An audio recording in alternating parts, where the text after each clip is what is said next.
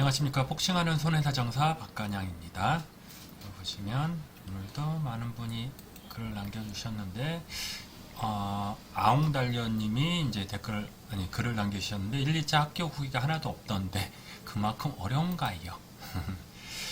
자, 제목 그대로입니다. 책 구매를 고민 중인데 이상하게도 합격 후기가 1도 없던데 그만큼 어렵기에 합격자가 없는 것인지 아니면 합격자가 있는데도 귀찮아서 글이 없는 것인지 궁금하네요.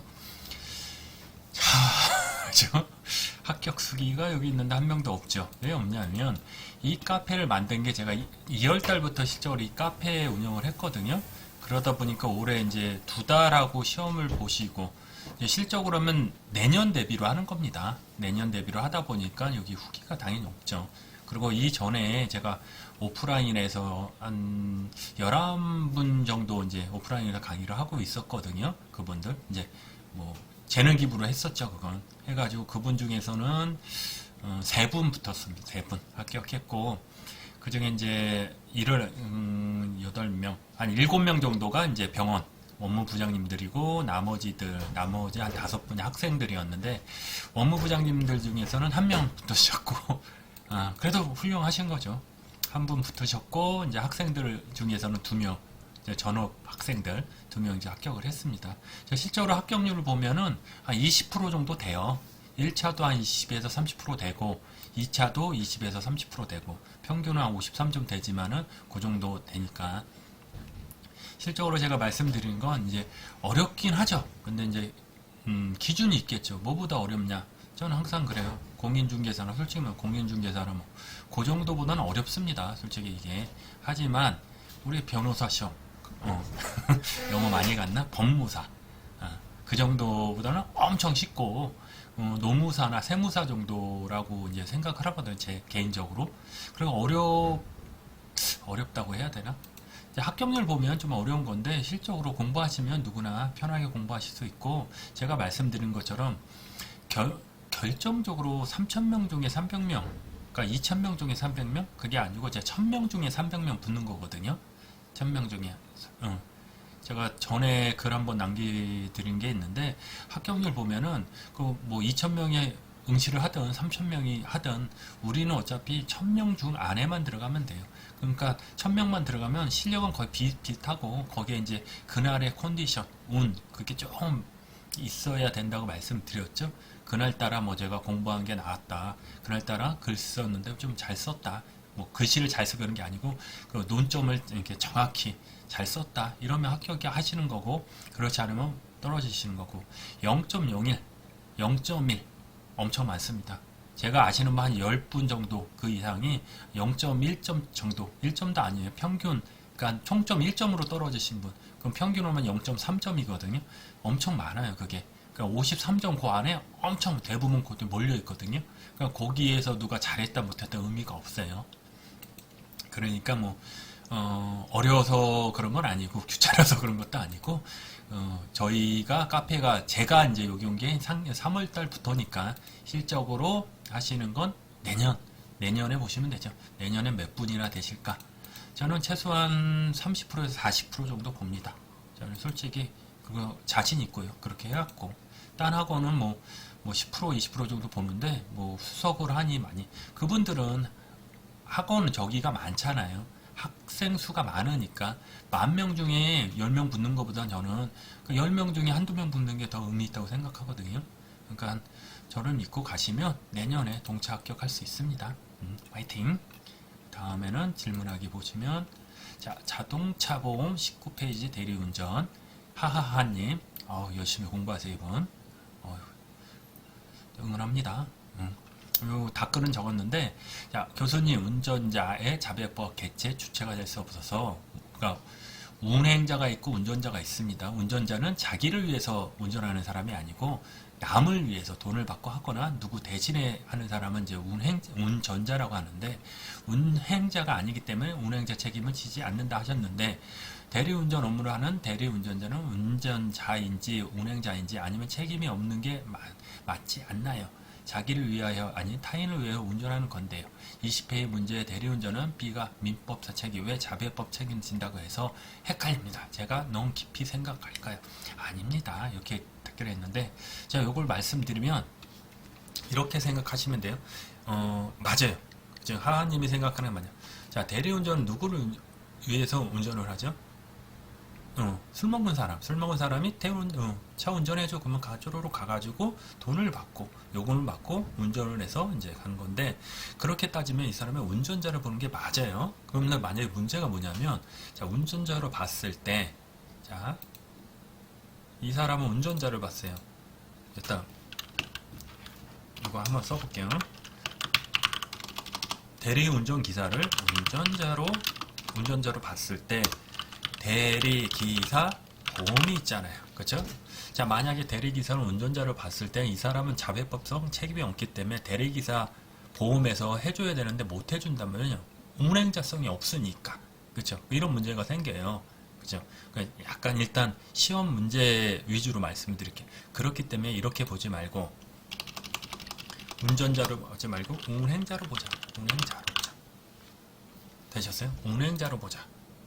되셨어요? 운행자로 보면은 다 이제 해결이 되죠. 근데 대신에 헷갈리겠지. 대리운전이 누구를 위해서? 자기를 위해서 하지 않는데 왜 하냐? 운행자로 보면은 이해가 안 되실 거예요. 근데 제 생각에는 그냥 운행자로 보고 풀으시는 게 낫다.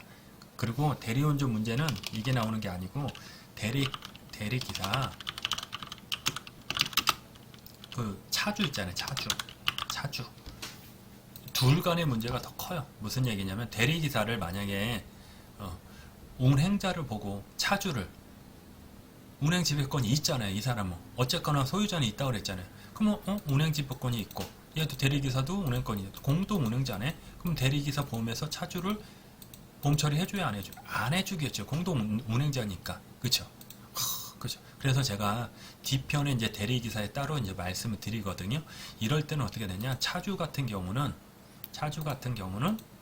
일단 둘로 나누자 그랬어. 차주는 둘로 나누자 그랬어요. 어떻게 나누냐? 차주는 차주와 밖에 사람 제3자 대리기사 말고 차 안에 승객 말고 피해자 밖에 있는 사람하고 관계를 봤을 때 여기 제3자 피해자라고 해요. 피해자.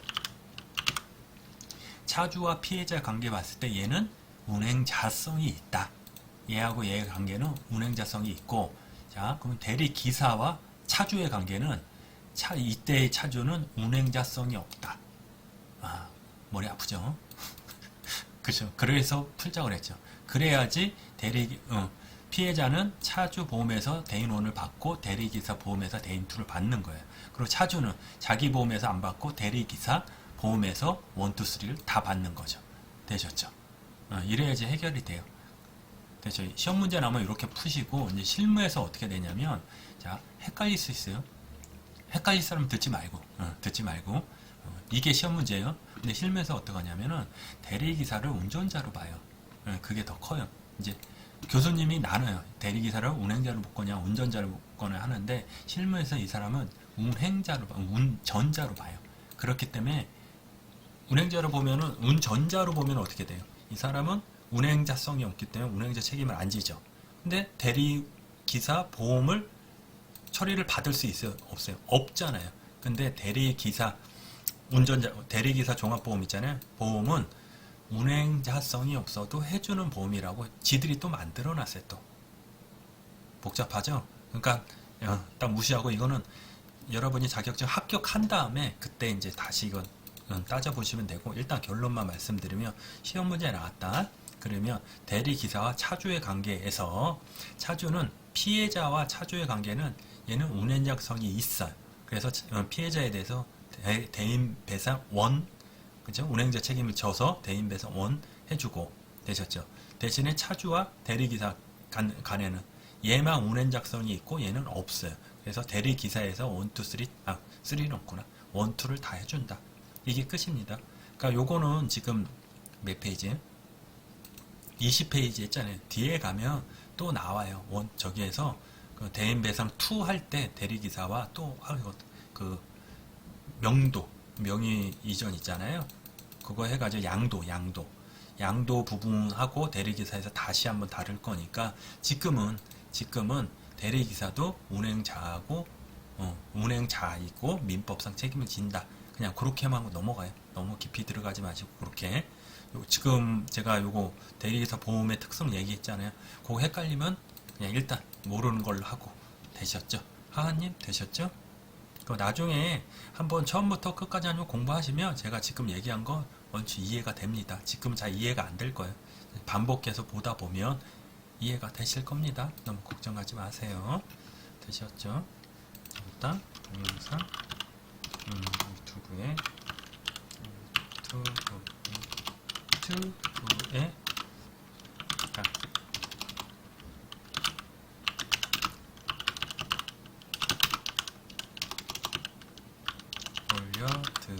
올려드렸습니다.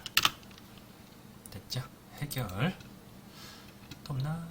다음에 보면 자 1강 나머지 이거는 했고 다 했네. 오늘은 하나뿐이 없네.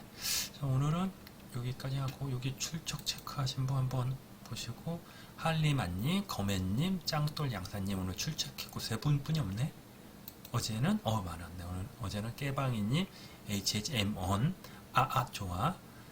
짱돌 양사님, 서기혁이님, 요거 어디 개근성이네? 아니구나. 짱돌 양사님. 나중에 상 한번 줘야지 이거. 요분요. 그쵸?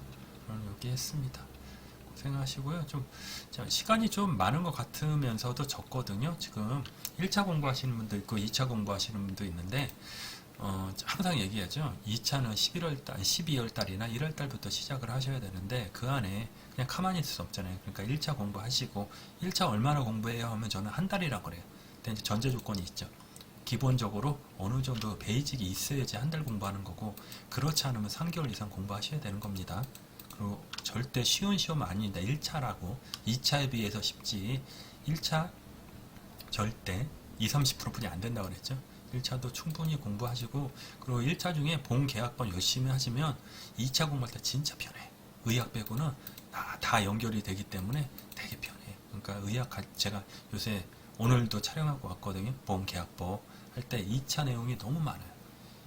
그러니까 1차도 열심히 하시고 그러시면 됩니다. 시간이 너무 많다고 그냥 이렇게 좀 이렇게 헛되이 보내면 금방 와요. 벌써 10월달 중순 같잖아요. 그렇죠? 화이팅 하시고요. 내일이나 다시 질문 올라오면 그때 다시 오겠습니다. 고생하셨습니다.